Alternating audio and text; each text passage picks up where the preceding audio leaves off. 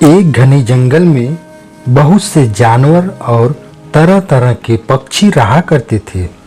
सभी जानवर बड़े मजे से अपना जीवन जीते थे। एक दिन की बात है, जंगल में कहीं से एक नेवला आ गया और वह जंगल को देखकर सोचने लगा, अरे वाह, ये जंगल तो बहुत बढ़िया है। अब तो मैं इसी जंगल में रहूंगा। मुझे रहने के लिए बस एक विल ढूंढना होगा। और नेवला जंगल में किसी बिल की तलाश करने लगा। एक पेड़ की जड़ में एक बिल था जिसमें गिलहरी अपने बच्चों के साथ रहती थी। गिलहरी बिल के बाहर अपने बच्चों के साथ बैठी थी। तभी वहाँ नेवला आ जाता है और गिलहरी के बिल को देखकर सोचने लगा, ये बिल मेरे रहने के लिए ठीक रहेगा। इसी बिल पर कब्जा कर लेता हूँ। नेवला गिलहरी से कहता है, ए गिलहरी सुन, आज से इस बिल में मैं रहूँगा। तुम अपने लिए कोई और बिल ढूंढ लो।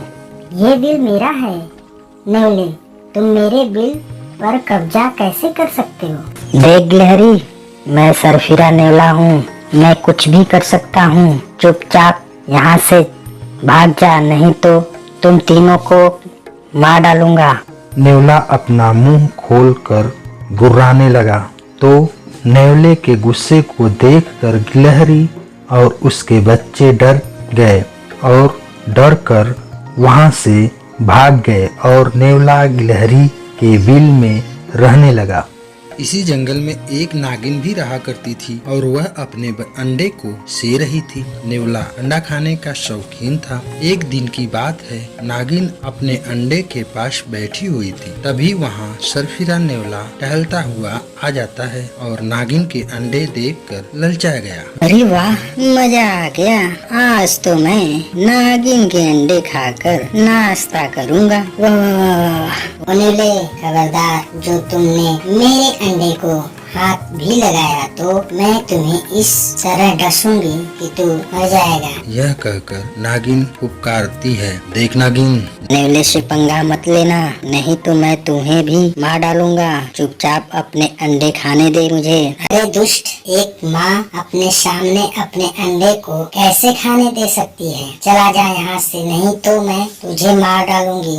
यह कहकर नागिन नेवले पर हमला करती है। लेकिन नेवला बहुत चौकन्ना था और दोनों में काफी देर तक लड़ाई होती रहती है और नागिन घायल हो जा गई और अपनी जान बचाकर वहाँ से भाग गई और नेवला नागिन के सारे अंडे खा गया। नागिन के अंडे खाकर आज तो तबीयत खुश हो गया। वाह वाह वाह वाह वाह वाह। उस दिन के बाद नेवला हर रोज किसी ना किसी के अंडे खाने लगा। कभी कबूतर के तो कभी मोर के तो कभी अन्य पक्षियों के। नेवले को जहाँ कहीं भी अंडे नजर आते वो लपक के उनको खा जाता। इससे जंगल के सारे पक्षी जीव जंतु कुछ ही दिनों में नेवले से बहुत ज्यादा परेशान हो गए। इसलिए सारे जानवर आपस में मीटिंग करते हैं। मीटिंग में सभी जीव जंतु शामिल होते हैं। मीटिंग में सभी लोग अपने अपने दुख को प्रकट किया और नेवले को भगाने का उपाय बना रहे थे। तभी एक पक्षी बोली, मेरे मन में एक उपाय आया है। तो सारे जानवर पूछते हैं, बताओ, हमें बताओ, तुम्हारे दिमाग में क्या उपाय आया है? मैं तुम्हें अपना उपाय नहीं बताऊंगी बल्कि करके दिखाऊंगी। मुझे पूरा विश्वास है मेरे इस उपाय से वह दुष्ट नेवला जंगल से जरूर भाग जाएगा। फिर सभी का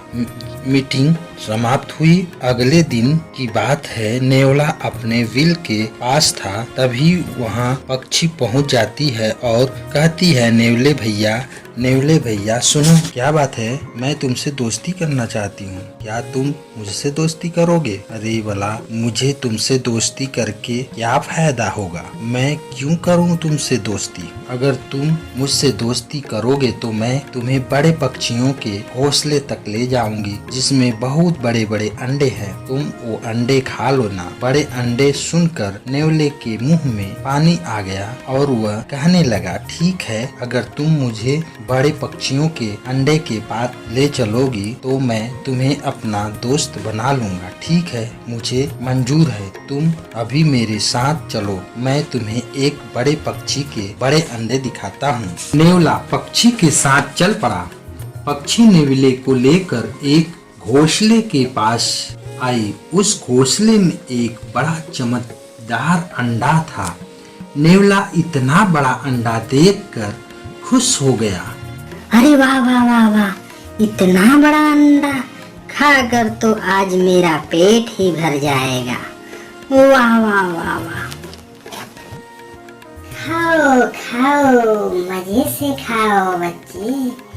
इस अंडे को खाकर ही तुम्हें आज असली अंडे खाने का मजा आएगा। नेवला उस अंडे को खाने की कोशिश करने लगा, लेकिन वह अंडा काफी बड़ा था, इसलिए वह नेवले के मुंह में नहीं आ पा रहा था। तभी वहां शुतुरमुर्ग आ गई। शुतुरमुर्ग नेवले को अपना अंडा खाते देख गुस्से से लाल पीली हो गई। नेवले, मेरा अंडा छूने की तेरी हिम्मत कैसे हुई?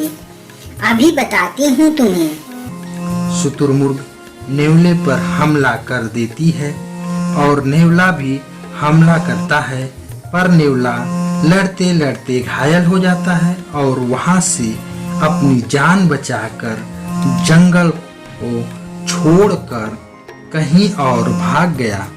शर्फीले नेवले से छुटकारा पाकर सारे पक्षी बहुत खुश हुए और उस पक्षी को धन्यवाद दिए और सब मजे से जंगल में रहने लगे।